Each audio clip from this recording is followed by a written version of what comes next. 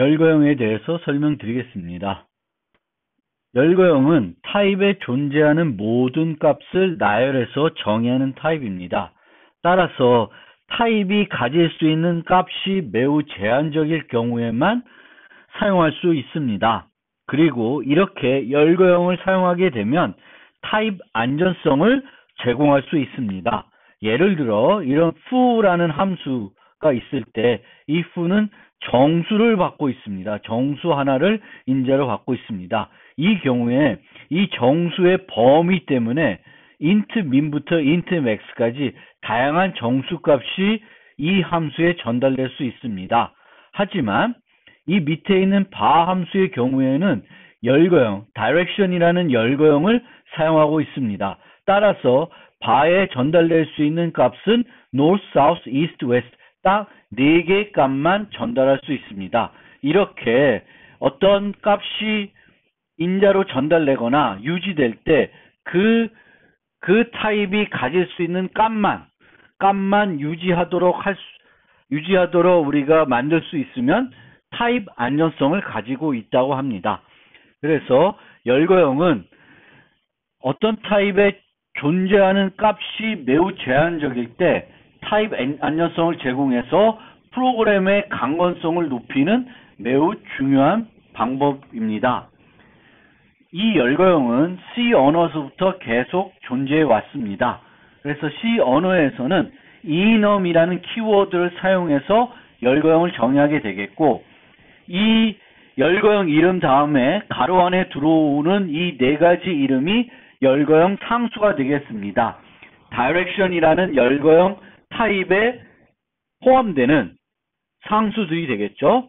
그리고 이 상수들은 C에서는 정수로 처리했습니다.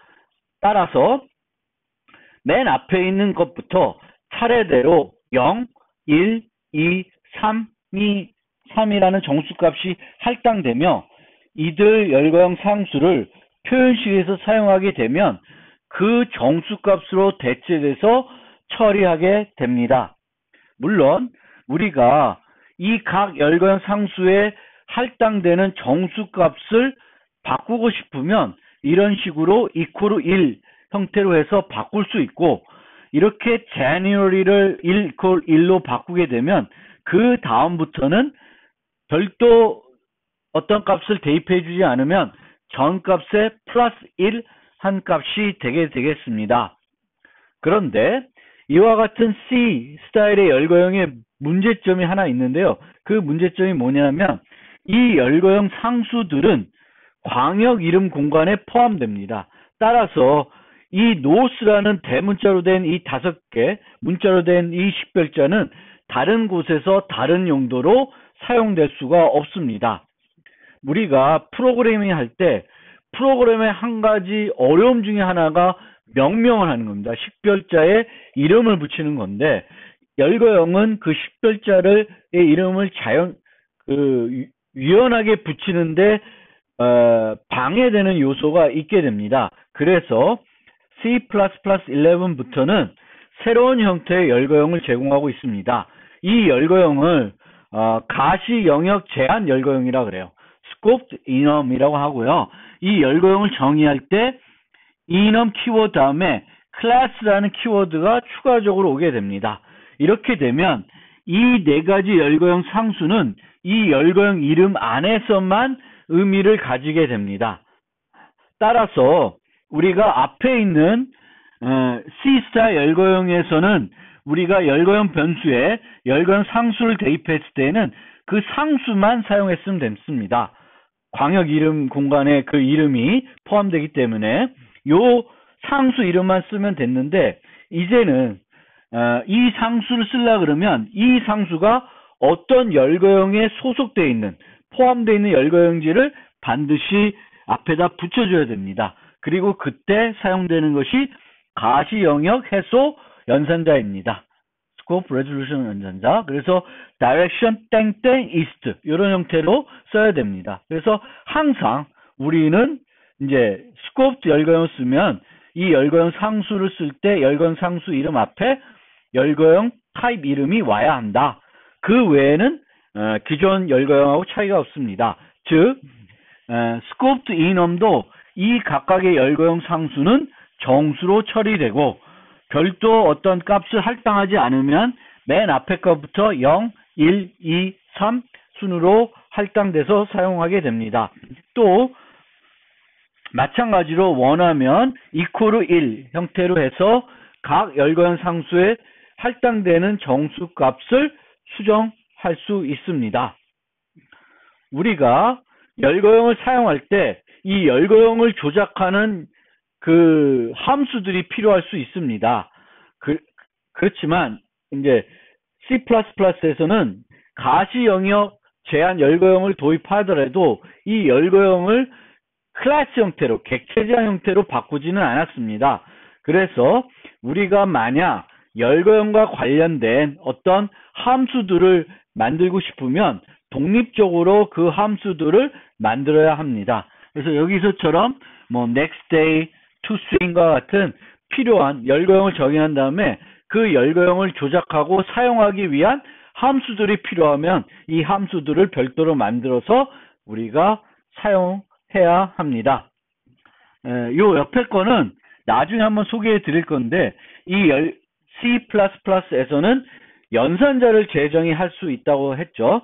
그래서 이 연산자를 재정의하는 것은 함수를 정의하는 또 다른 방법이 되겠습니다. 그래서 이렇게 함수로 정의된 것을 쉽게 플러스라는 연산자를 사용하도록 열거형 이렇게 플러스 연산자를 재정의할 수 있고 이렇게 플러스 연산자를 재정의하면 이런 식으로 열거형 상수에 대해서 플러스 연산자를 적용해서 처리할 수가 있습니다.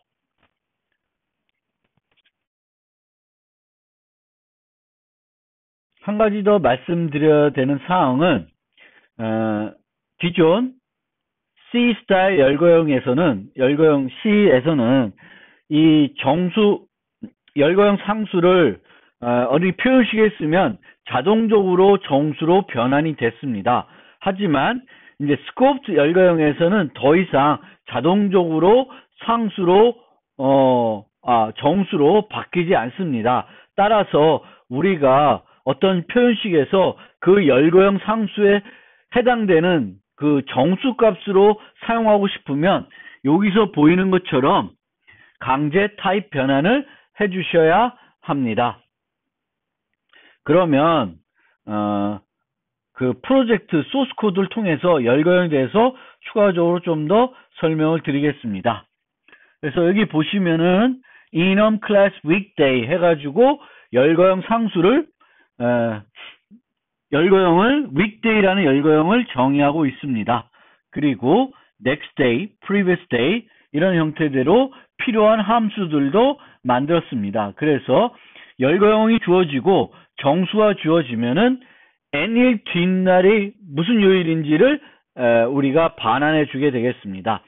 그래서 뭐 이 함수는 만들기 쉬운 것이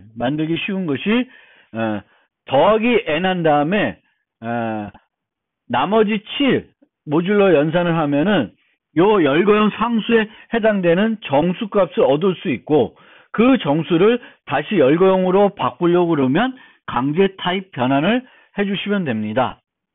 previous day는 그냥 빼면 안 되고 약간의 그 빼는 작업을 할 수 있게끔 뺀 다음에 더하기 7을 해서 그러니까 이제 이 나머지 연산에서는 마이너스 1은 n-1을 더한 것과 똑같습니다. 즉 마이너스 1을 하는 것과 플러스 6을 하는 것은 똑같은 결과를 얻을 수 있습니다.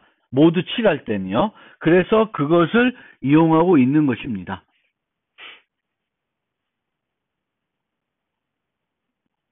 나머지는 실습자료실에 이 코드 올려드릴 테니까 참고해 보시길 바랍니다.